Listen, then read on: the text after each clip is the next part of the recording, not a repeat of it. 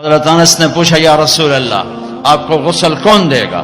کہ میرے اہل البیت۔ آپ کو کفن کون دے گا؟ کہ میرے اہل البیت۔ آپ کو قبر میں کون اتارے گا؟ کہ میرے اہل البیت۔ آپ کا جنازہ کون پڑھے گا؟ تو آپ کی آنکھوں میں آنسو آ گئے۔ آپ نے فرمایا جب مجھے غسل دے دو، کفن پہنا دو تو سب باہر چلے جانا، سب سے پہلے میرا اللہ اپنی رحمتیں مجھ پہ نازل فرمائے گا۔ اس کے بعد جبر و میکائیل آ کر میرے لیے دعا کریں گے، پھر ساتوں آسمان کے فرشتے آئیں گے، وہ میرے لیے دعا کریں گے۔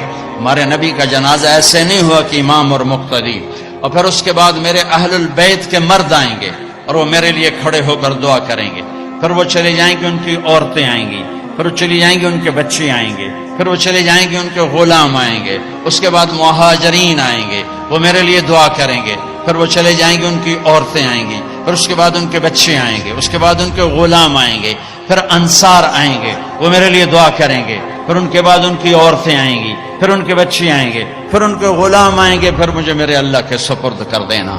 تو آپ کی چارپائی مبارک کے ساتھ لوگ قطار بنا کے کھڑے ہو جاتے تھے اور ہر ایک انفرادی طور پر آپ کے لیے دعا کرتا۔ لہذا یہ پیر کا دن، منگل کا دن سارا گزر گیا، اب بدھ کی رات کو آپ اللہ کے سپرد کیے گئے۔ تو جب آپ کو قبر میں اتارا حضرت ابن عباس، حضرت علی نے، شقران آپ کے غلام نے، تو فضل بن عباس نے، تو جب باہر نکلے تو مغیرہ بن شعبہ قبر پر کھڑے تھے، انہوں نے اپنی انگوٹھی اتار کے قبر میں پھینک دی۔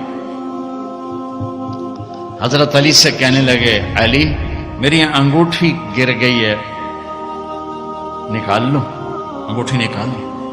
انہوں نے کہا ہاں ابھی تو قبر بند نہیں کی، نکال لو، انگوٹھی تو خود گرائی تھی۔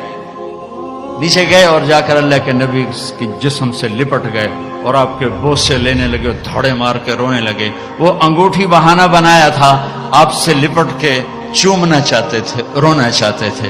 آپ کے ماتھے کا بوسہ لیا، آپ کو لپٹ کے روئے۔ کہ لوگوں نے اوپر سے کہا نکلو نکلو نکلو، تو آخری بندہ جن کا بدن میرے نبی کے پاک بدن سے جا کر لگا وہ مغیرہ بن شعبہ ہیں۔ پھر نکالا گیا، پھر آپ کی لحد تیار کی گئی تھی، وہ مٹی ڈالی گئی۔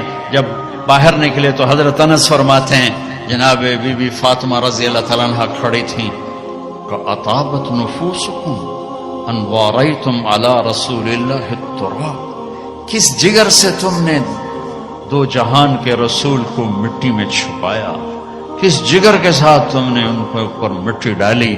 ہاں یہی اللہ